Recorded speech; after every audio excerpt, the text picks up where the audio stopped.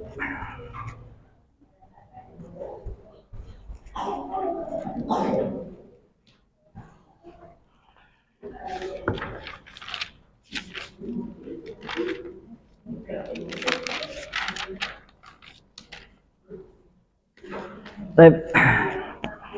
Bismillahirrahmanirrahim. Assalamualaikum warahmatullahi wabarakatuh. Alhamdulillahilladzi khalaqana bi ahsani khalqih wa arsalana rasula bil huda wa dinil haqq liyudhhirahu 'ala dini kullih wa arsyadana bi nuzuli kitabih wa akramana minal malaikati bi taqwa ilaih wa allafa baina qulubina bi imani bih fa asbahna ikhwanan bi ni'matih asallahu wa yajma'ana fi jannatih. Asyhadu an la ilaha illallah wahdahu la syarikalah wa asyhadu anna Muhammadan abduhu wa rasuluhu la nabiyya ba'dah, amma ba'd. Ibu-ibu rahmati Allah Subhanahu wa taala, alhamdulillah atas izin Allah Subhanahu wa taala kita bisa berjumpa kembali, bermuajahah tempat insyaallah berkat Allah Subhanahu wa taala ini. Suaranya jelas ya? Nah, mudah-mudahan jelas, tidak ini mic luar mic dalam nih. Dalam aja ya. Nah, jangan luar. Takutnya ada salah-salah kata. Ya, alhamdulillah. Baik semua Bu, kabarnya? Alhamdulillah. Ya, mudah-mudahan Allah SWT senantiasa menimpakan kita rahmatnya, keberkahannya gitu ya. Sebenarnya janji Allah, janji Rasulullah SAW, janji Allah Subhanahu wa taala mulai dari Rasulnya kan. Wa majtama'a qaumun fi baitin min buyutillah yatluna kitaballah wa yatadarasuna bainahum illa nazalat alaihimus sakinah wa ghasyiyatuhumur rahmah wa hafathumul malaikah wa dzakarallahu fiman indah. Jadi kata Rasulullah SAW, kalau kita senang berkumpul di rumah-rumah Allah, di majelis-majelis ta'lim yang dimana membahas Islam, membahas Al-Quran, membahas As-Sunnah, maka ada 4 keutamaan gitu ya. Yang pertama adalah tadi apa? Apa Bu? Artinya tadi apa? Ghasyyatum rahmah wa hafatum, ada sakinah gitu ya. Allah berikan rasa sakinah, ketenangan jiwa, Allah berikan rahmat. Nah, sebenarnya tadinya mau bahas tentang rahmat. Karena kalau kita perhatikan dalam Quran saja Allah SWT ternyata, Ibu tahu arti rahmat nggak? Nikmat ya. Nah, rahmat, kasih sayang, rahmat Allah. Nah, nanti mungkin di pertemuan yang lain kita akan coba bahas. Ternyata bentuk rahmat Allah itu banyak gitu ya. Dan di hadis ini sebutkan Allah akan limpahkan rahmat kepada orang yang senang hadir dalam majelis ilmu. Wa hafathumul malaika, dan tanpa kita sadarin Ibu, ini di sekitaran kita ada malaikat yang menaungi kita dengan kepakan sayapnya. Karena malaikat punya sayap, tapi jangan membayangkan sayap malaikat seperti film-film agama sebelah gitu, jangan ya. Karena dalam hadis yang lain juga ketika sebab nuzul surat Al-Mudaththir yang pernah saya bahas, yang dimana Rasulullah SAW ketika turun dari Gua Hira, kemudian ketika turun melihat di atas ada sosok malaikat yang besar dengan kepakan sayapnya menutupi langit dunia, dan sangat beliau takutan, akhirnya beliau ke rumah. Atau malaikat luar biasa gitu ya besarnya. Itu satu malaikat, bukan 2. Baik. Yang terakhir, yang keempat, kata Rasulullah SAW adalah wa dzakarallahu fiman indah. Allah akan sebut nama kita di hadapan setiap makhluknya. Dan salah satu keutamaan kalau seseorang Allah sebut namanya di hadapan seluruh makhluknya adalah Allah akan jadikan semua orang sekitarnya, bukan orang doang, semua makhluk Allah Subhanahu wa taala sekitarnya, kalau dia senang akan cinta sama kita, kalau dia nggak suka sama kita, dia akan segan sama kita. Itu adalah salah satu hal anugerah ketika seseorang Allah sebut. Karena dalam sebuah hadis juga disebutkan Rasulullah, Allah Subhanahu wa taala pernah mengatakan kepada malaikat Jibril, "Hai Jibril, saya mencintai si fulan atau fulana." Maka Jibril turun ke langit dunia dan mengatakan kepada seluruh malaikat di langit dunia, "Wahai para malaikat, bahwasanya Allah dan Jibril menyukai si fulan, maka cintailah si fulan atau fulana." Kemudian seluruh malaikat turun ke muka bumi dan mengatakan seluruh makhluk yang bisa ngedengar aja ya, kalau kita nggak bisa dengar gitu ya, hewan, tumbuhan, mengatakan si fulan dicintai Allah dan para malaikat mencintai fulan, maka cintai. Maka yang terjadi adalah orang yang menjadikan semua orang dan makhluk cinta sama orang tersebut. Kalaupun ada musuh, maka musuh itu segan untuk menyakiti orang tersebut, karena ada tadi perintah Allah dan para malaikat ya. Ibu rahmati Allah Subhanahu wa taala, pada kesempatan sore ini kita akan bahas, mungkin udah pernah dibahas juga kali ya, hadis arba'in gitu ya. Sudah pernah ya. Berarti sudah pernah kayak udah pada hafal juga nih. Karena nanti kita akan bahas dari profil beliau dan juga sedikit tentang hadis arba'in. Yang pertama, ibu-ibu rahmati Allah Subhanahu wa taala. Jadi kalau yang yang sering kita tahu, bahwasanya Rasulullah SAW di akhir hidupnya kan bilang kita disuruh berpegang teguh pada apa, Bu? Al-Qur'an dan juga As-Sunnah gitu ya. Al-Qur'an udah jelas 30 juz gitu ya. Nah, As-Sunnah hadis ini banyak. Karenanya hal yang paling sederhana untuk kita berpegang teguh pada hadis Rasul ya arba'in. Itu paling sederhana. Saya aja kalau disuruh berpegang teguh pada kitab Bukhari aja, Bukhari. Karena kalau dalam Islam itu ada enam imam hadis yang diakui, yang ada juga imam hadis yang derajatnya di bawah mereka. Yang benar-benar di mu'tabar yang diakui kan ada Imam Bukhari, Imam Muslim, Imam Tirmidzi, Imam Nasa'i, Imam Ibnu Majah, dan Imam Ahmad, ada 6. Imam Bukhari aja hadisnya itu bisa ribuan. Bahkan kalau syarahnya tuh bisa segini gitu. Makanya kalau punya kitabnya enak untuk dipajang tuh. Kalau dibaca capek karena saking banyak ya.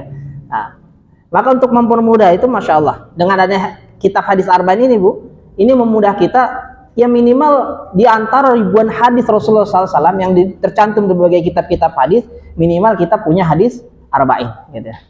Riyadhus Shalihin banyak apa dikit, Bu? Banyak. Bulughul Maram banyak. Nah, maka sederhananya berpegang teguh pada Al-Qur'an dan hadis paling minimal paling enggak kitab arba'in gitu ya. Dan alhamdulillah ibu telah khatam 40 hadis atau sebenarnya arba'in ini kan dalam bahasa Arab dan bukan bahasa Arab doang, bahasa Indonesia juga sama. Kadang-kadang dalam sebuah bahasa angka itu bisa menunjukkan artinya atau bisa menunjukkan banyaknya. Nah, ini walaupun namanya hadis arba'in, hadis 40, tapi jumlah hadisnya 42. Nah, jumlah hadisnya 42, artinya hadis 40 40-an gitu. Bisa 42, 43 nah. Sama kayak kita bahasa Indonesia gitu kan. Kelahiran kapan? 80-an gitu. Nah, disangkanya 89 padahal 81 gitu. Karena kalau bilang 81 kayak gak enak. Lahir kapan? 80-an gitu. Nah, biar nggak kelihatan tuanya gitu. Disangka 89, oh 89 nah, enggak sih 81 ya. Nah, kan begitu. Atau misalkan di Jakarta ada namanya Pulau Seribu, apakah jumlahnya 1000? Nggak ada yang pernah ngitung, tapi saking banyak. Nah, dalam bahasa Arab juga kadang begitu gitu. Disebut hadis arba'in, maka jangan kaget kalau pas dibahas, kok ini 42 bukan 40 gitu. Karena memang ya penyebutan angka kadang bermakna angka itu sendiri, kadang juga bermakna banyak gitu. Bermakna banyak. Baik. Ada sebuah hadis nanti kita coba bahas dan termasuk Imam Nawawi sendiri yang kita pakai ini Imam Nawawi ya, hadis arba'in Imam Nawawi, karena ada sebuah hadis yang sebenarnya Imam Nawawi juga menyantumkan hadis tersebut dhaif, tapi banyak para ulama menggunakan hadis tersebut untuk mengumpulkan hadis-hadis yang sekiranya 40 ini gitu ya. Karena ada sebuah hadis menyebutkan, bunyi hadisnya adalah, saya bacakan saja ya. Man hafidha ala ummati arba'ina haditsan min amri diniha ba'athallahu yaumal qiyamah fi zamratil fuqaha wal ulama. Barang siapa yang menghafalkan hadis, barang siapa dari umatku hafal 40 hadis atau 40-an hadis gitu ya. 40, 41, 42, 49, pokoknya 40-an hadis min amri diniha yang hadis tersebut merupakan bagian penting dalam agama Islam. Ba'athallahu yaumal qiyamah fi zamratil fuqaha wal ulama. Maka Allah akan bangkitkan dia kelak di akhirat di hari kiamat bergabung dengan para ulama dan juga para fuqaha, para ahli fikih. Nah, di sini juga beliau menyebutkan hadis dan ada banyak riwayat. Ada banyak keutamaan, ada yang menyebutkan bersama para faqih dan ulama, ada yang menyebutkan hadis yang lain dia akan menjadi seorang faqih dan alim. Ada juga yang menyebutkan keutamaannya dia akan mendapatkan syafaat Rasulullah SAW. Rasulullah akan menjadi syafi' dia, akan menjadi syahid dia. Rasulullah akan bersaksi atas dirinya gitu kan, atas orang yang menghafalkan 40 hadis tersebut. Ada juga bahkan hadis yang menyebutkan keutamanya udkhulu min ayyi abwabil jannah syi'ta. Masuklah ke surga melalui pintu-pintu yang orang tersebut mau gitu. Ini banyak hadis berkaitan tentang keutamaan menghafalkan hadis 40 hadis penting dalam perkara agama. Meskipun hadis ini emang banyak diperdebatkan, dan Imam Nawawi sendiri menyebutkan hadis ini dhaif. Tapi dikarenakan banyak ulama yang meriwayatkannya, maka Imam Nawawi menggunakannya menjadi sebuah dalam hal fadhil amal. Boleh dilakukan dalam rangka namanya hadis-hadis yang kaitannya dengan fadhail amal, keutamaan amal-amal saleh. Meskipun ada juga berpendapat hadis ini bahkan dibilangnya maudhu gitu atau palsu, tapi kita yang bilang palsu ulama kekinian sebenarnya. Tapi kalau ulama-ulama ya sekaliber Imam An-Nawawi, ya beliau menyebutnya ini hadis dhaif gitu ya. Dan boleh dipakai untuk beramal, tapi dengan sebuah pemahaman kita hadis ini dhaif gitu aja ya. Jadi hadis dhaif ini boleh diamalkan, tapi kita harus mengetahui ini hadis ini dhaif gitu ya. Karena kalau kita menganggap sebuah hadis dan kita menganggap itu hadis sahih, akan berbeda hukumnya nanti. Baik, kita ke terjemah Imam Nawawi. Jadi Imam Nawawi ini dari sini kita menyebutkan nanti bahwasanya bukan hanya Imam Nawawi yang mengumpulkan hadis-hadis tadi, mengumpulkan 40-an hadis, bukan hanya Imam Nawawi, tapi yang sampai ke kita adalah hadis yang ditulis oleh Al-Imam An-Nawawi rahimahullah taala. Banyak para ulama yang lain menyebutkan, ulama yang sebelum beliau atau sezaman setelah atau sezaman dengan beliau atau setelah beliau berusaha mengumpulkan hadis-hadis yang sekiranya biar umat Islam minimal gitu ya, punya pegangan hadis tadi gitu ya. Kalau disuruh belajar Riyadhus Shalihin mungkin kebanyakan gitu. Disuruh baca Bulughul Maram kebanyakan. Maka dikumpulkan 40 hadis yang membuat setiap kaum muslimin yang tidak mau banyak-banyak hadis gitu, karena kemampuan atau karena umur, jadi dibuatlah yang seringkas mungkin dan banyak. Dan salah satu yang nyampe kepada kita adalah karya Al-Imam An-Nawawi, dan termasuk beliau kan pengumpul hadis Riyadhus Shalihin, Bu. Jadi kalau Ibu buka Riyadhus Shalihin, beliau yang mengumpulkan hadis tersebut. Jadi untuk mengumpulkan 40 hadis gampang menurut beliau. Nah, ini bukan nama asli. Ada yang tahu, Bu, nama asli siapa, Bu? Panjang namanya, Bu. Namanya panjang ini. Kenapa saya awali dengan judul dan juga ini, karena biar kita bisa paham. Dulu kejadian ketika saya pesantren, nggak tahu kelas 1 atau kelas 2 SMP atau apa gitu, belajar Bulughul Maram, ada pertanyaan yang nggak tahu, saya lupa apakah dulu gurunya ngajar atau tidak, tapi pertanyaan itu ada di soal, ditanyakan siapakah yang mengumpul penulis ataupun yang mengumpulkan hadis-hadis Bulughul Maram. Maka dengan sigap saya jawab apa, Bu? Hasan. Nah, karena penerjemah Bulughul Maram yang terkenal sejak dulu Hasan, yang orang Persis gitu ya. Saya jawab Hasan gitu. Setelah ujian lihat buku, ya Hasan gitu. Saya lihat judul kitab ya Hasan, benar gitu. Diskusi sama teman, salah nih, lihat di dalam itu. Ternyata Ibnu Hajar Al-Asqalani gitu. Artinya belajar lama tapi nggak tahu ternyata yang menyusun buku tersebut adalah Ibnu Hajar Al-Asqalani. Taunya Hasan, padahal Hasan adalah beliau penerjemahnya gitu, penerjemah hadis. Nah, hadis arba'in disusun oleh Imam An-Nawawi. Nama asli beliau Muhyiddin Abu Zakaria. Nama beliau adalah Muhyiddin. Kalau diartikan Muhyiddin itu orang yang menghidupkan agama. Abu Zakaria, Muhyiddin ini bukan nama atau gelar. Muhyiddin, yang menghidupkan agama. Karena beliau termasuk orang yang menyebarluaskan dan juga istilah pentolan gitu ya, murid dari mazhab Imam Asy-Syafi'i rahimahullah. Jadi mazhab beliau Syafi'i. Muhyiddin Abu Zakaria. Abu Zakaria lakop dia. Tapi ini bukan berarti anak dia Zakaria, bukan. Karena dalam Arab itu kadang Abu itu kebanyakan adalah nama anak gitu ya. Dan maksudnya bukan nama anak gitu. Misal dia Abu Yahya, berarti dia punya anak namanya Yahya gitu. Ini Abu Zakaria. Kenapa saya bilang bukan anak? Karena Imam An-Nawawi rahimahullah ini beliau meninggal usia 40-an kalau tidak salah, dan beliau belum menikah. Jadi saya bisa pastikan Abu Zakaria bukan anaknya namanya Zakaria, karena belum menikah. Nama beliau siapa? Yahya bin Syaraf bin Murri bin Hasan bin Husain bin Muhammad bin Jum'ah bin Hazam al-Faqih. Binnya banyak tuh, Bu. Yahya bin Syaraf bin Murri bin Hasan bin Husain bin Muhammad bin Jum'ah bin Hazam. Ada berapa? 7 turunan. Ibu-ibu di sini siapa yang paling bisa banyak? Sampai panjang berapa? Paling mentok uyut paling. Bapak, kakek, uyut udah tuh mentok tuh. Kalau mau nyari lagi bisa tuh, kalau mau nyari lagi telusurinya. Di mana, Bu? Ke kuburan. Ke kuburan uyut mana? Oh, binnya ini berarti nambah tuh. Nanya lagi, oh kuburannya di situ, cari lagi. Oh ini berarti binnya nambah lagi tuh. Itu bisa nambah. Gitu. Al-Fatih Asy-Syafi'i. Ya, nah, karena beliau mazhabnya Syafi'i dan termasuk orang yang tokoh dalam mazhab Syafi'i. Al-Hafidh. Nah, kalau dulu Al-Hafidh itu gelar Hafidh bukan orang yang hafal Quran, Bu. Al-Hafidh itu untuk orang gelar para ulama yang banyak hafal hadis.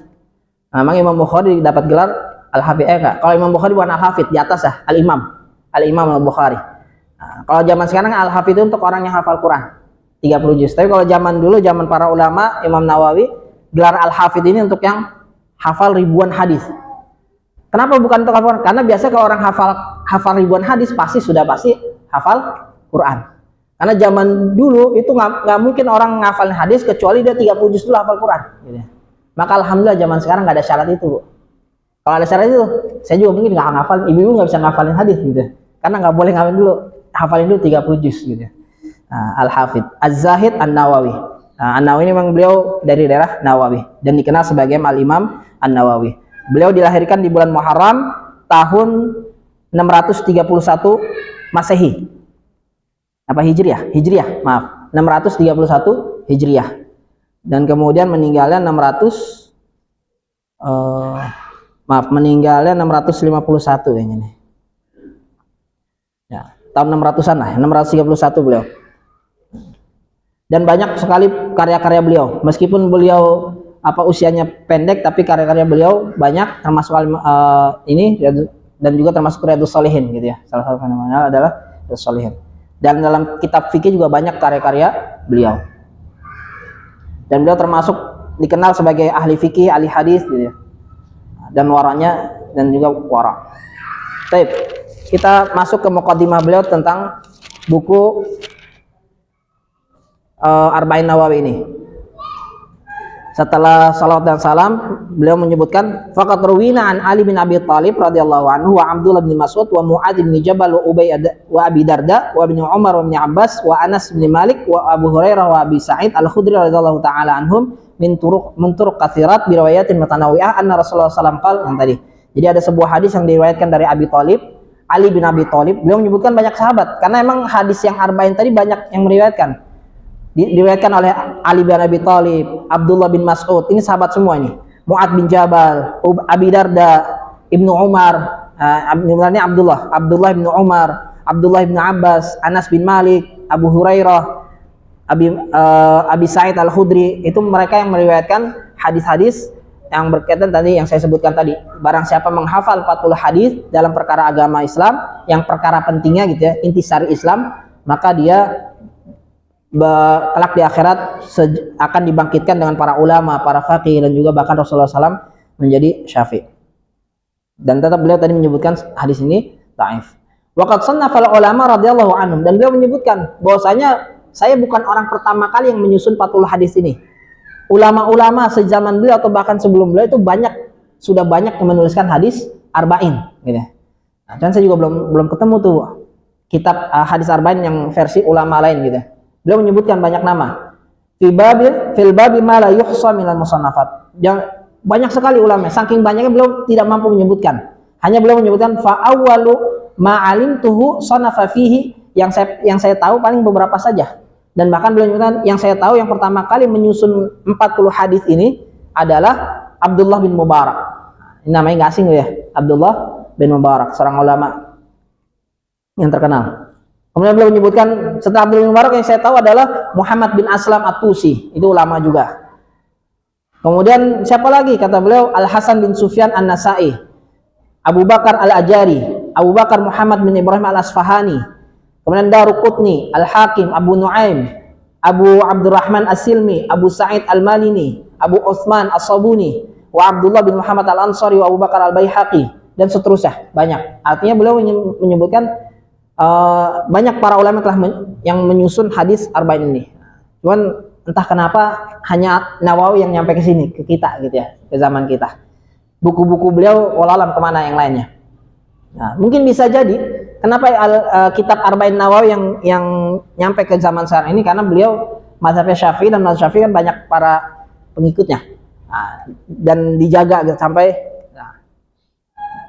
Atau bisa jadi ulama-ulama lain kitab-kitabnya termasuk kitab-kitab yang dibakar oleh bangsa Mongol, karena waktu itu banyak kitab-kitab para ulama itu hilang, dihancurkan oleh bangsa Mongol ketika Mongol datang ke kerajaan Abbasiyah di mana ya, di Baghdad, dan itu buku-buku para ulama dicempurkan ke laut, dan laut berubah menjadi hitam karena tinta-tinta buku tersebut, karena Mongol kan nggak kenal ilmu, dia mah kenalnya ngebantai, makanya dibuang semuanya.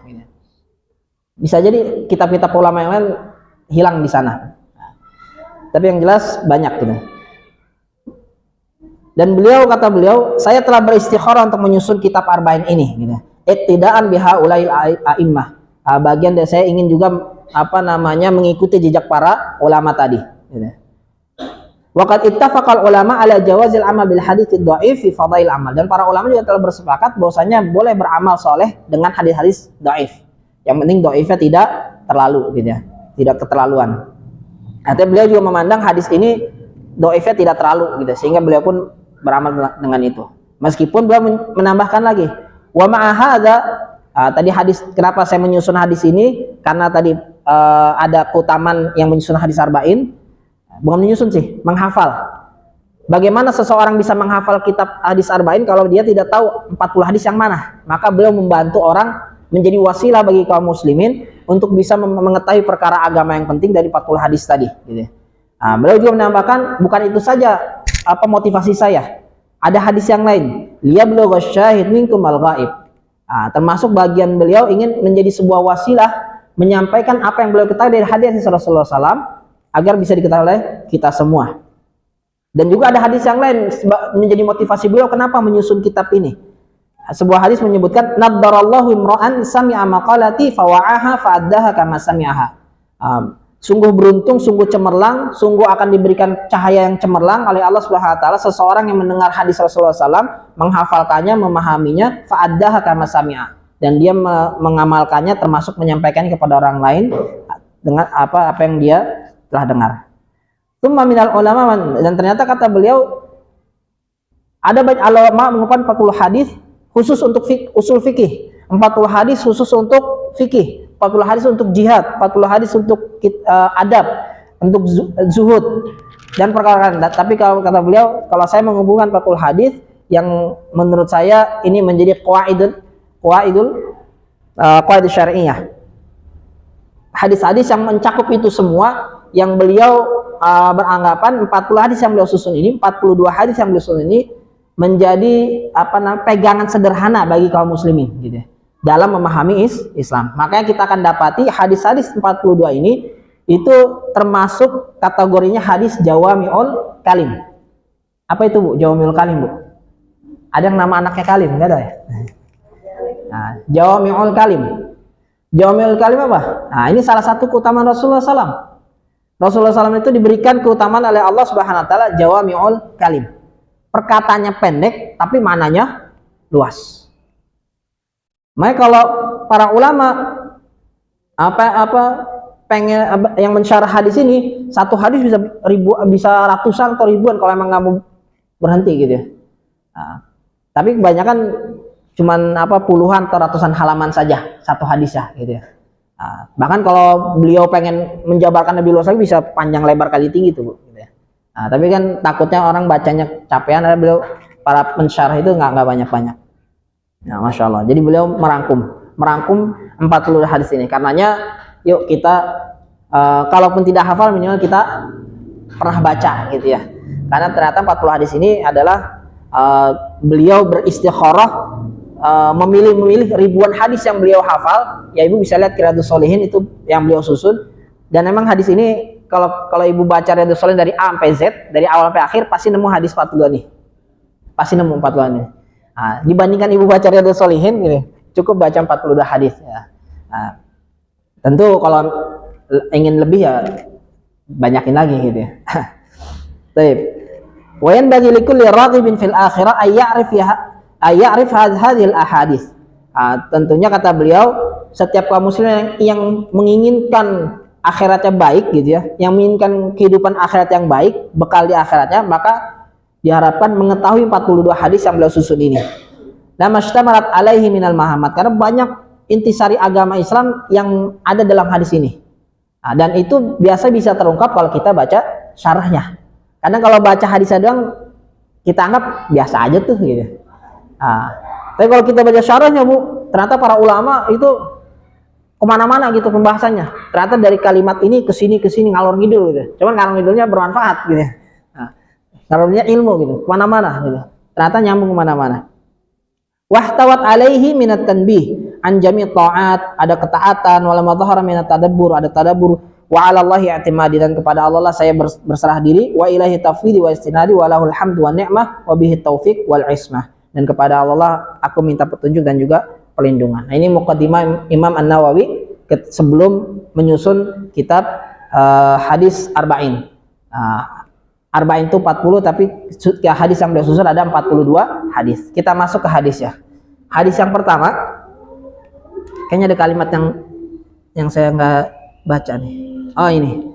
Ada kalimat yang beliau nggak baca, yang beliau tulisan juga, wa adzkuruha mahzufatul asanid liyusahhilu hifdzuha wa ya'ummu intifa'u biha. Nah, ini Bu. Zaman dulu itu, zamannya Imam Nawawi hidup, itu para ulama kalau bikin kitab hadis itu pasti komplit. Apa itu komplit?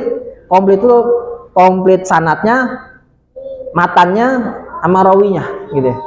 Tapi kalau kita zaman sekarang cukup matan sama rawi gitu. Nah, sanadnya biasanya dihilangin. Termasuk kata beliau di sini sebutkan wa adzkuruha mahzufatul asanid. Saya menyebutkan 42 hadis ini tanpa menyebutkan sanad lengkapnya. Kenapa? Liyusahhilu hifdzuha, untuk dimudahkan orang bacanya dan dihafalkannya. Wa ya'ummu intifa'u biha, dan biar gampang mengambil manfaatnya. Sanad itu panjang Bu. Imam Bukhari denger dari siapa sampai ke Rasulullah. Itu bisa mungkin 20 nama dihafalin, kan susah gitu. Nah, tapi alhamdulillah zaman kekinian kita nggak seperti itu. Mungkin kalau ibu baca kitab Bukhari itu biasanya komplit tuh. Dari an siapa sampai itu panjang. Nah, jangan sampai nanti salah paham. Ini kok hadisnya panjang nih, padahal bukan hadis. Itu baru sanadnya gitu. Matannya, nah, yang disebut isi hadis itu matan. Yang disebut isi hadis adalah matan. Rawi itu endingnya, kayak Imam Bukhari, Imam Muslim itu disebut perawi. Baik, kita masuk ke hadis yang pertama. Saya bacakan dulu, nanti mungkin kita baca bareng-bareng ya. Karena baca hadis beda sama baca Quran gitu. Nah, dan misal kalau baca Quran kan ada dengungnya, kalau hadis enggak gitu. Jangan nanti misal cari yang dengung. Ada yang dengung mana ya? Nantilah kita baca dah. Oke nih. Faman kanat hijratuh. Wah, karena biasa baca Quran, faman kanat. Jangan gitu. Nah, karena beda cara baca gitu ya. Baik. Hadis pertama ini tentang niat, tentang keikhlasan. An Amirul Mukminin Abi Hafsin Umar bin Khattab radhiyallahu anhu qala sami'tu Rasulullah sallallahu alaihi wasallam yaqul innamal a'malu binniyat wa innamal likulli imri'in ma nawa faman kanat hijratuhu ila Allah wa rasuli fa hijratuhu ila Allah wa rasuli faman kanat hijratuhu lidunya yusibuha wa imra'atin yankihuha fa hijratuhu ila ma hajara ilaih. Ini rawahunya kadang dipendekin, kadang dipanjangin. Kadang-kadang dipendekinnya rawahul Bukhari wa Muslim. Tapi kalau versi panjangnya rawahu Imam al-Muhadditsin Abu Abdullah Muhammad bin Ismail bin Ibrahim bin al-Mughirah bin Bardizbah al-Bukhari wa Abu Husain Muslim bin al-Hajjaj bin Muslim al-Qushairi an-Nasaiburi fi sahihihim alladainahuma ashahul kutubul musannafah. Kenapa saya bisa lancar? Karena dulu pas di sekolah ngafalin Bu. Nah, karena dia ngafalin jadi masih hafal gitu ya. Alhamdulillah. Nah, kalau ibu-ibu dulu yang ngafalin juga pasti hafal gitu. Baik, kita ikutin ya Bu ya. Paling bentar lah, tapi nanti rawinya nggak usah panjang-panjang, agak ribet gitu. Karena dulu aja pas saya jadi santri, kadang santri yang lain suka kagak mau ngafalin rawinya, ribet panjangan, Bukhari Muslim aja gitu. An Amirul Mukminin Abi Hafsin Umar ibn al-Khattab radhiyallahu anhu qala sami'tu Rasulullah sallallahu alaihi wasallam yaqul innamal a'malu binniyat wa innama likulli imri'in ma nawa faman kanat hijratuhu ila Allahi wa rasulih fa hijratuhu ila Allahi wa rasulih wa man kanat hijratuhu lid dunya yusibuha aw imra'atin yankihuha fa hijratuhu ila ma hajara ilaih. Rawahu al-Bukhari wal Muslim. Ada yang hafal? Sepertinya hafal. Saya yakin ada, mungkin malu aja gitu. Paling nggak minimal innamal a'malu binniyat sudah selesai. Karena biasanya mungkin ngajarin muridnya juga innamal a'malu binniyat ya hadisnya. Apa hifzat gitu ya, mahfuzat yang singkat-singkat. Baik. Hadis ini berkaitan tentang niat. Hadis ini diriwayatkan oleh Amirul Mukminin Abi Hafsin Umar bin Khattab. Nah, kenapa disebutkan Amirul Mukminin? Karena gelar pertama yang disematkan Amirul Mukminin adalah Umar bin Khattab radhiyallahu anhu.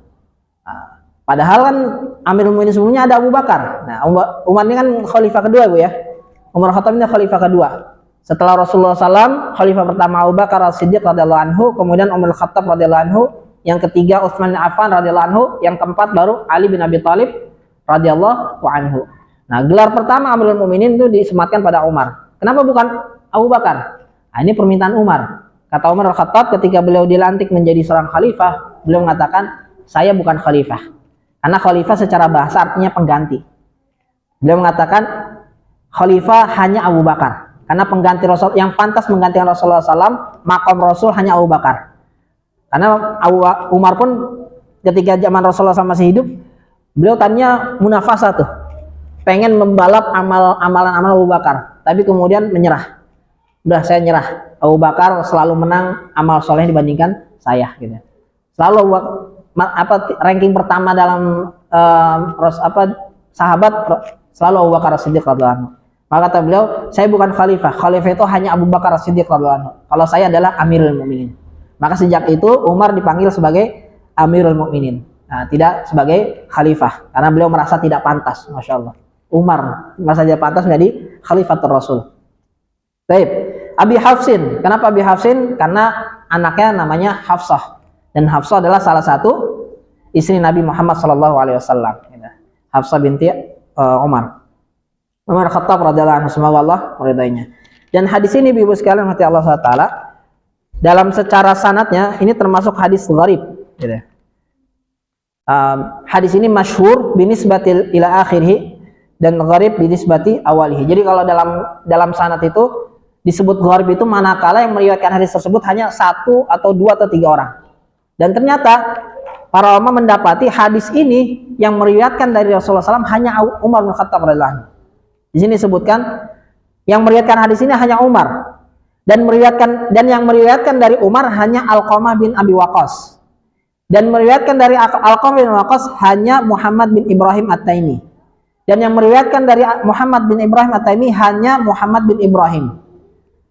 Kemudian yang meriwayatkan dari Muhammad bin Ibrahim hanya Yahya bin Sa'id Al-Ansari. Kemudian setelah Yahya Sa'id Al-Ansari menyebar luas, banyak meriwayatkan hadis ini. Nah, makanya ini hadisnya secara sanad disebutnya gharib. Nah, karena Umar, kemudian tadi siapa namanya? Alqamah, Umar, Alqamah dan seterusnya, baru setelah Sa'id Al-Ansari itu menyebar luas, banyak meriwayatkan hadis ini. Nah, artinya sangat luar biasa gitu. Umar Khattab memiliki sebuah hadis yang masyhur, ini hadisnya terkenal gitu. Dan bahkan para ulama hadis bersepakat hadis tentang niat, khususnya hadis ini selalu dibuat nomor pertama kalau kita membuat kitab hadis, gitu. Dan yang pertama melakukan itu adalah Imam Al-Bukhari.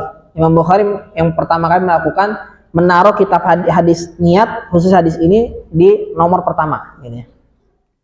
Karena kalau ulama hadis ketika meriwayatkan hadis ini dia selalu taruh yang paling utama. Kenapa? Dikarenakan nanti kita bahas bahwa niat dan ikhlas ini sangat luar biasa dalam kehidupan gitu ya.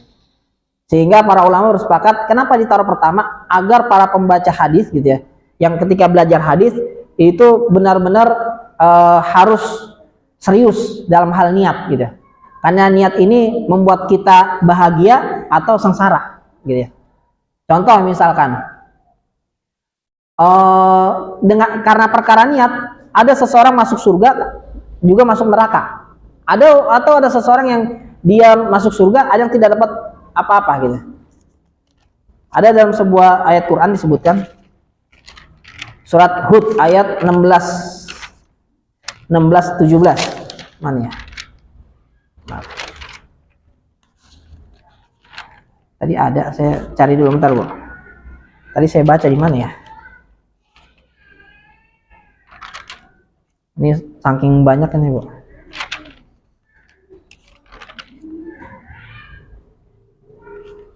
Wah. Tadi saya baca di mana ya? Oh ini. Surat Hud ayat 15-16, Allah SWT berfirman, "Man kana yuridul hayatad dunya wa zinataha nuwaffi ilaihim a'malahum wa fiha wa hum fiha la yubkhasun." Barang siapa yang mengejar kehidupan dunia dan perhiasannya, maka Allah akan kasih seutuhnya. Tapi dan Allah tidak akan merugikan dia. Artinya apa? Bisa jadi kita melakukan amalan dunia tapi bisa berpahala akhirat kalau dikarenakan niat. Tapi kalau tidak diniatkan, pahala kita hanya di dunia. Seorang suami bekerja itu bisa dapat gaji dan juga gaji akhirat kalau diniatkan. Tapi kalau tidak diniatkan, ya dapatnya gaji dunia doang. Seorang guru dia bisa dapat 2 gaji, bisa gaji dunia, bisa gaji akhirat. Nah, atau bahkan bisa 3 gaji kalau PNS dapat gaji tambahan gitu. Nah, atau 1 gaji dong, gaji akhirat bisa juga gitu ya. Nah, yang honorer misalkan lupa ngasih gaji yang honorer, ada gajinya akhirat doang. Nah, itu kalau diniatkan.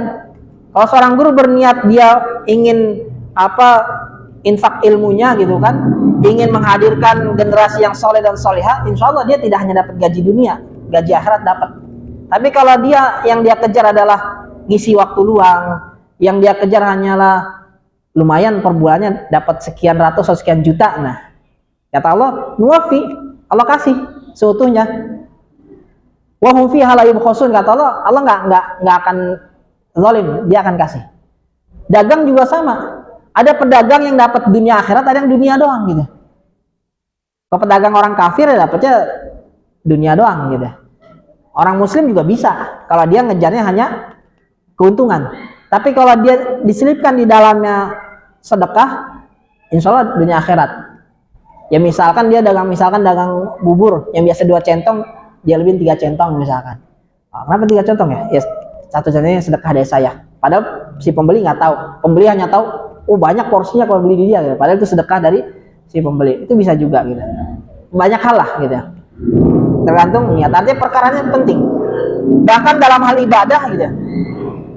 Kita sholat berkali-kali bisa jadi nggak terima karena perkara niat. Kenapa? Karena emang nggak niat gitu. Karena ya terpaksa gitu.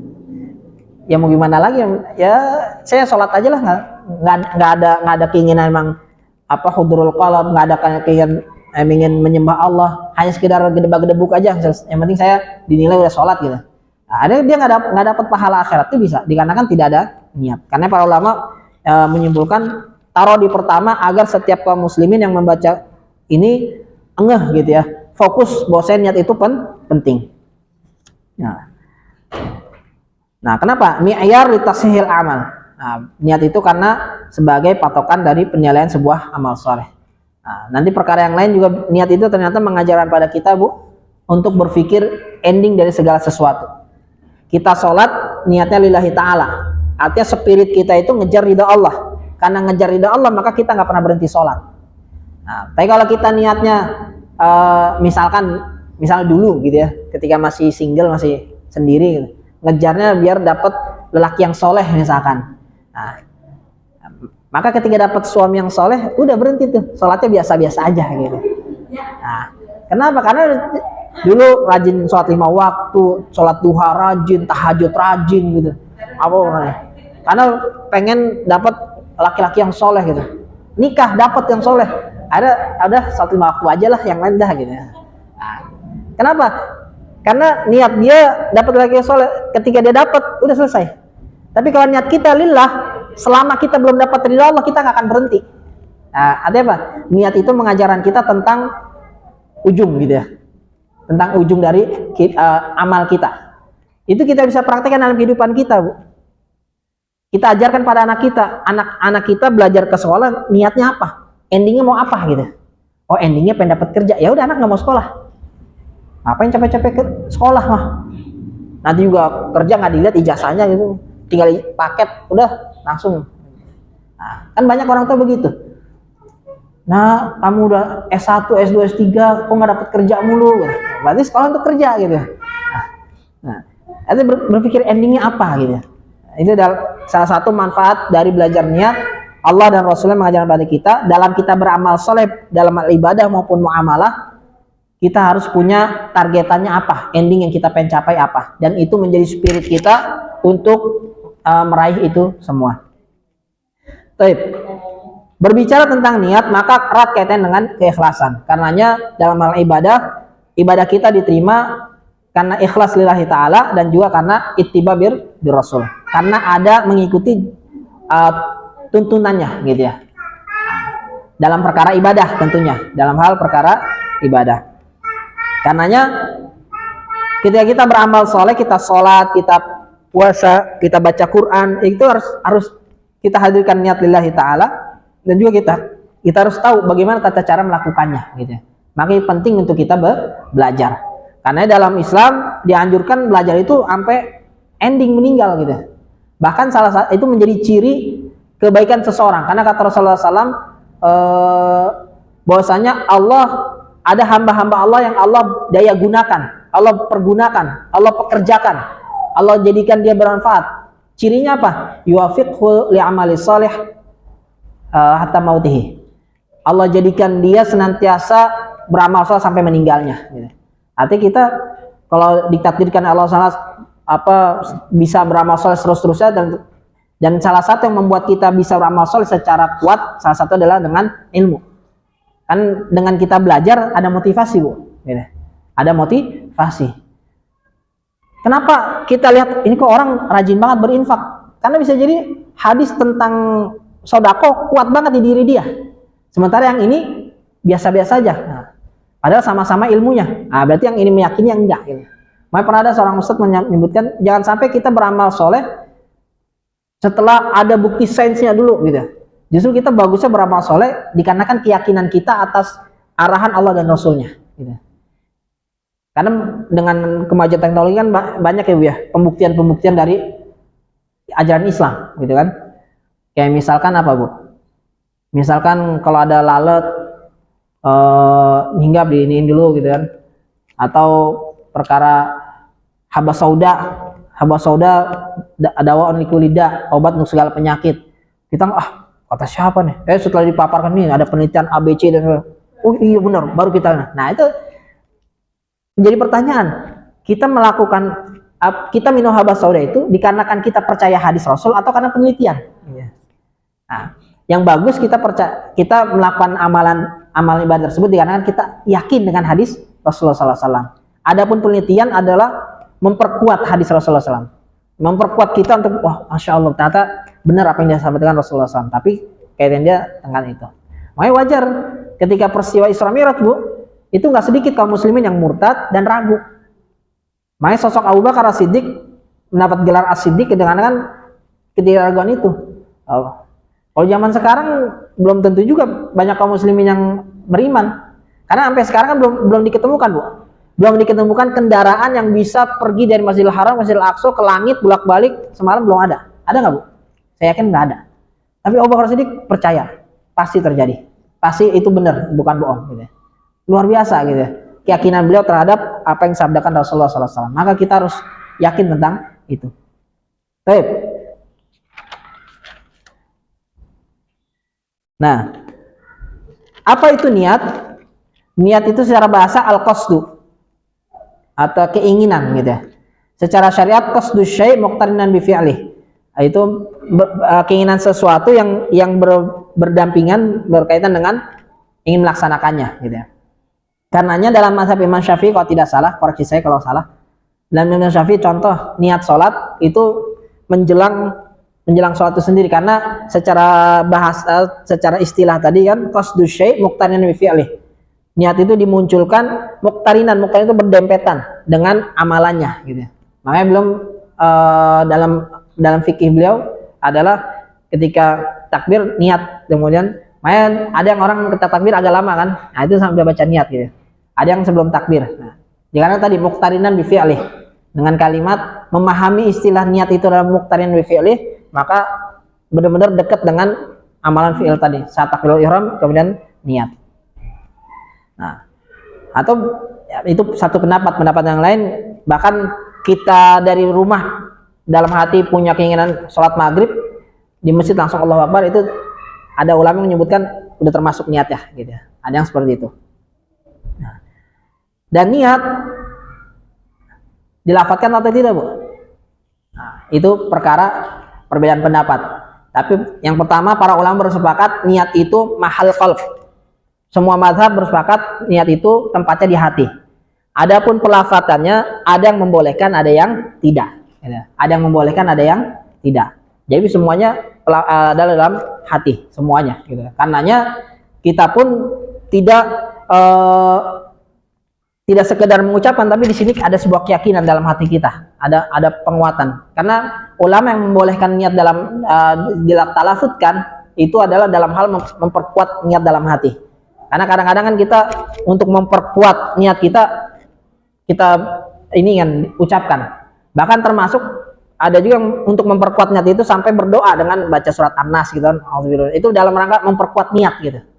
Nah, itu nggak masalah. Yang penting jangan mengganggu orang. Kenapa? Kenceng gitu.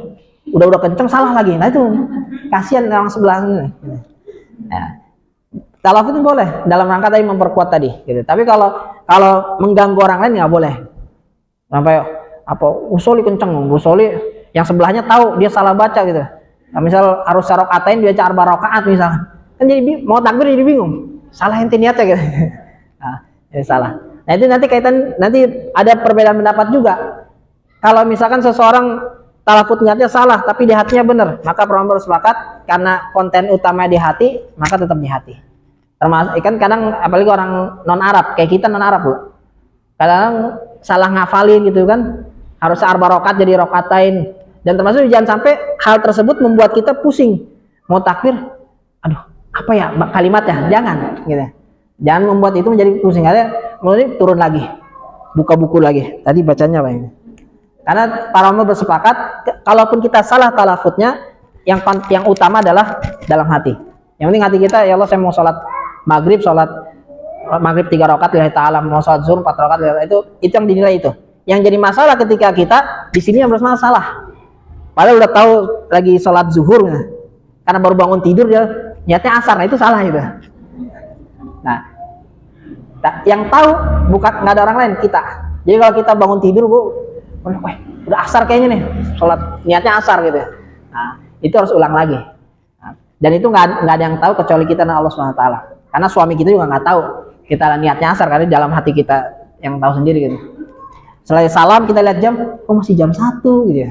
Nah, berarti salah, harus ngulang lagi tuh kalau yang begitu gitu ya. Harus ngulang lagi. Meskipun talafutnya tadi mungkin, tapi biasanya kalau di sininya asar, talafutnya asar juga biasanya. Nah, kalau itu udah salah, ngulang lagi sholat zuhur. Nah, itu pentingnya niat, karenanya penting. Karenanya juga permasalahan talafut ini nggak boleh menjadi sebuah hal yang polemik, karena memang itu dari dulu pembahasannya panjang.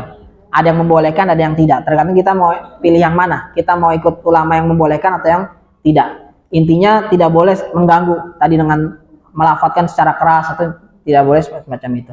Nah, dan juga yang tidak kalah pentingnya dalam hal niat juga, Allah SWT dan Rasulnya memudahkan kita tidak mesti bahasa Arab juga gitu. Boleh, karena nggak ada persyaratan niat itu bahasa Arab gitu. Nah, dengan dalam hati kita bahasa Indonesia, ya Allah saya pengen sholat zuhur 4 rakaat lillahi ta'ala, fardhan lillahi ta'ala, itu boleh, nggak masalah gitu. tidak mesti bahasa Arab. Kalimatnya mau saya nggak mau yang usul ya, cari yang kalimat lain, silakan aja, karena emang nggak ada patokan khusus kalimat tersebut. Tapi para ulama ketika ditanya bagaimana cara niat, ada diajarkan kalimat tersebut. Kali aja mungkin kita belajar bahasa Arab, wah saya mau nyusun kalimat yang lain, silakan saja, karena emang nggak ada perkara yang khusus tadi. Kalaupun ada yang menyalahkan, berarti dia kurang ilmu, karena emang itu bukan perkara yang saklek gitu ya, bebas saja gitu ya. Nah, kemudian apa fungsi niat? Niat itu litamyizil adah minal ibadah, untuk membedakan antara kebiasaan dan juga ibadah. Contohnya apa? Al-julus fil masjid. Ini duduk di masjid. Ada orang duduk di masjid, niatnya istirahat. Ya udah dapatnya apa? Badan enak gitu ya.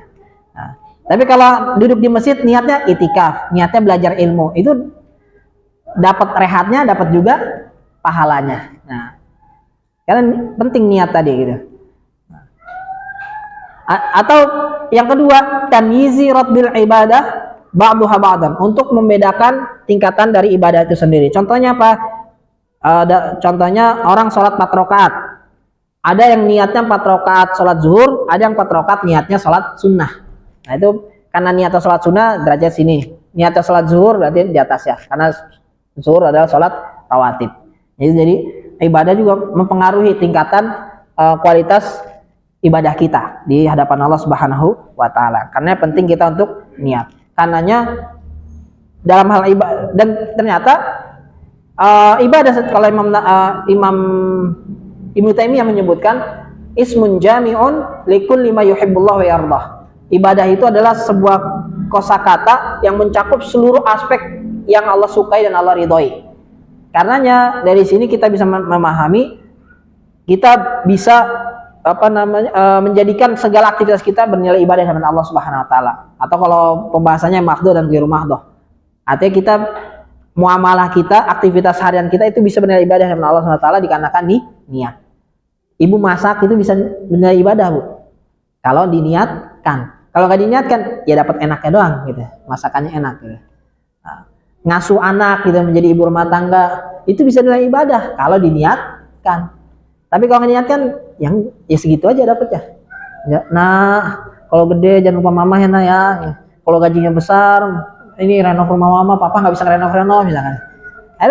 Artinya apa? Itu terpancar, dia ngasuh anak biar anaknya jadi orang kaya, anaknya punya kerjaan yang ini dan seterusnya gitu. Ya dia dapetnya pahala dunia doang gitu. Tapi kalau dia ngasuh anak, nah nanti kalau mau jadi anak yang soleh, mama ngafal juz 30, ngafal-hafal, kamu 30 juz, jangan 3 juz 30 misalkan. Mama nggak kamu nanti di akhirat jangan lupa syafaatin mama dan seterusnya. Ada nilai akhirat yang kita tanamkan anak kita, karena apa? Karena niat kita mendidik anak kita bukan sekedar menjadi pribadi yang kaya raya, tapi menjadi hamba Allah di dunia gitu. Nah, maka dia dapat apa? Dapat pahala dunia dan pahala akhirat. Apa pahala dunianya? Anaknya ketika dewasa pasti ngerawat kita, ya. Pasti gitu. Pasti anaknya ngerawat kita. Kenapa? Karena dia kita arahkan kepada penghambaan pada Allah. Maka setiap hamba Allah pasti mengistimewakan orang tuanya. Itu pasti. Tapi kalau kita mengarahkan dia menjadi hamba dunia, belum tentu orang tuanya diistimewakan. Jangan-jangan dia nanti ketika dia dewasa, dia merasa jijik sama kita. Ih, mama pakainya kuno banget sih misalnya. Kan bisa jadi, karena dia mungkin jadi pejabat gitu kan. Kita datang, pakaian kita mungkin biasa-biasa aja gitu. Ganti-ganti jelek misalnya. Kita kan udah terahnya bukan di kelas bawah, kelas atas kita misalnya. Ada begitu, karena kenapa sejak awal mengarahkannya menjadi hamba dunia gitu ya. Kalau menjadi hamba Allah, insya Allah kita akan diistimewakan oleh anak kita di dunia dan akhirat. Beda lagi tuh, karena niat. Hasilnya beda, interaksi kita dengan anak juga berbeda. Apalagi Bu, ketaklim masjid salim juga tergantung niat gitu ya. Hadir masjid salim mencari ilmu, apakah mencari teman atau mencari rahmat Allah atau mencari downline, kalau misalkan bisnis MLM gitu kan. Nah, kalau saya ikut taklim kan banyak temen nih, bisa saya tawarin ya, saya rekrut dan sebagainya. Nah, itu kan niatnya berbeda Bu, dan gak ada yang tahu gitu. Masing-masing kita yang tahu, dan Allah SWT, Allah menilai dari niat kita gitu ya. Niat kita apa Allah kasih. Makanya dalam yang tadi ayat tadi kan muwafi. Kalau niatnya untuk dunia Allah kasih nih. La yubkhasun, Allah nggak akan buat kita rugi, Allah kasih. Tapi kita yang rugi karena nggak dapat apa-apa di akhirat gitu ya. Nauzubillah min dzalik. Nah, dan termasuk ada perkara penting juga terkait tentang niat. Kalau nggak salah perkataannya siapa ya? Perkataannya Fudail bin Iyad, ini seorang hakim di zamannya tabi'in atau tabi'in.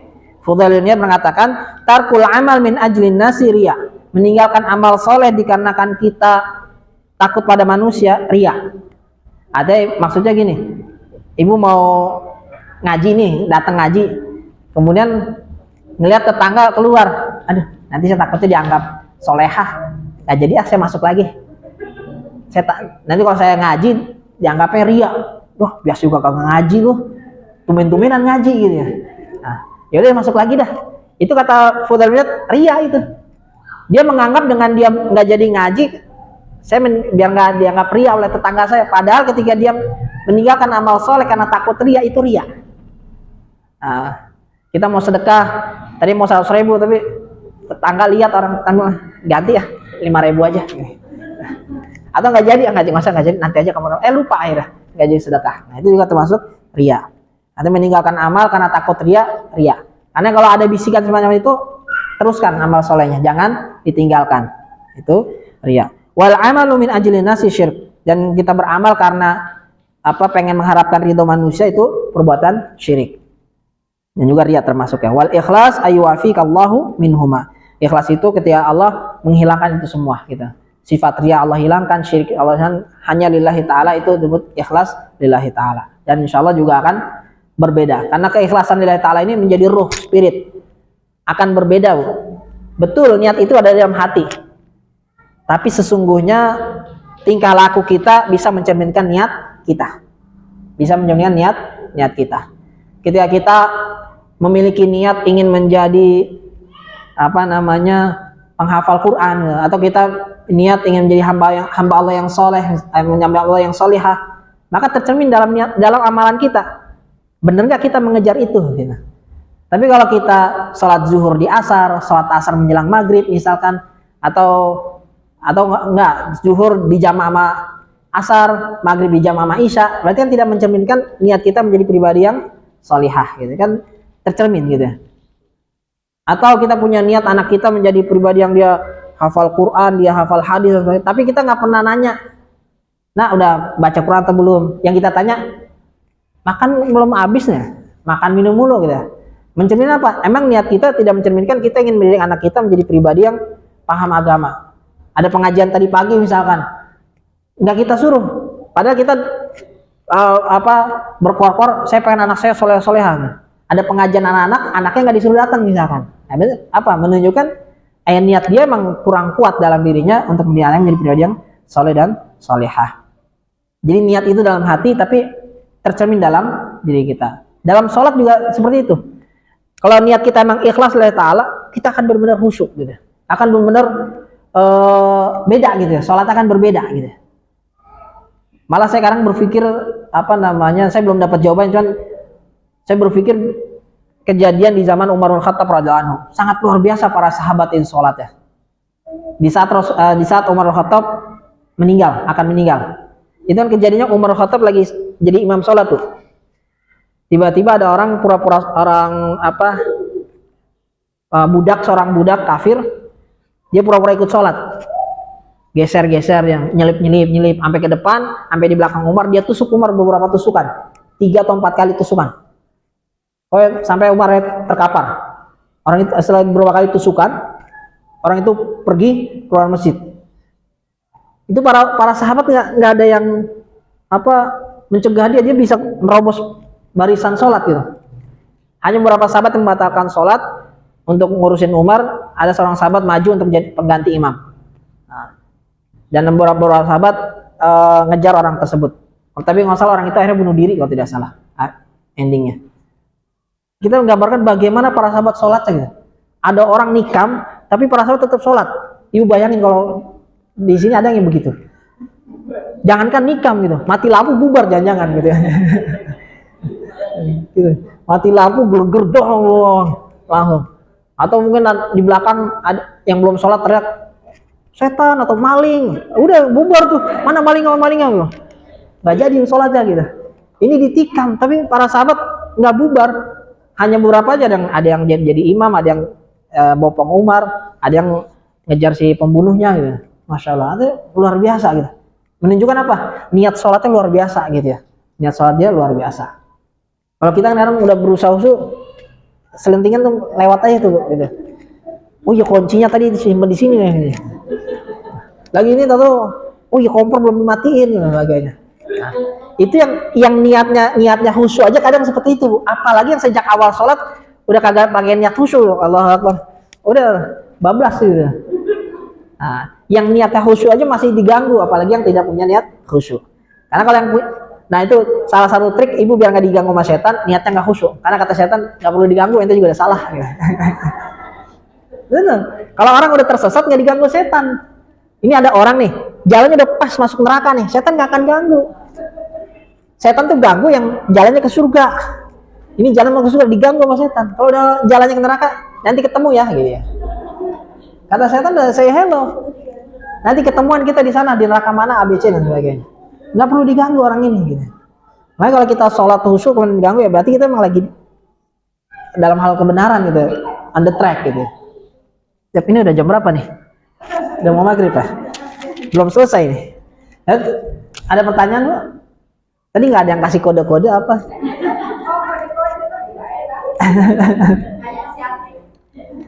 Ini baru beberapa halaman dong ini Bu. Masih banyak ini. Belum masuk ke matanya malah. Ya mudah-mudahan bisa, nggak tahu nanti pertemuan kapan lagi bisa lanjut hadis pertama lagi. Tapi sebelum kita tutup, yang pertama di hadis ini juga disebutkan innamal bunyat, sesungguhnya setiap amalan tergantung niatnya, wa innamal likulli imrin ma nawa, sesungguhnya setiap niat kita akan berdampak pada pahala apa di hadapan Allah Subhanahu wa taala. Dan Allah Subhanahu wa taala, Rasulullah SAW menyebutkan contohnya orang yang hijrahnya karena Allah dan Rasulnya maka dapat pahala dan Rasulnya. Kalau hijrahnya ngejar wanita atau harta maka dia akan dapatkan dunia. Dan itu kejadian di zaman Rasulullah SAW. Ada seorang laki-laki pengen menikahi seorang perempuan muslimah, Ummu Qais namanya. Kalau dalam Ibnu Hajar menyebutkan Qailah nama aslinya. Itu dia nggak mau dinikahin kecuali ente hijrah sini. Akhirnya dia hijrahnya pengen nikahin perempuan. Makanya dia para sahabat menyebutnya Muhajir Ummu Qais. Nah, walaupun para ulama berselisih pendapat apakah hadis ini disebabkan peristiwa Muhajir Ummu Qais atau tidak. Ada yang menyebutkan iya, ada yang menyebutkan tidak.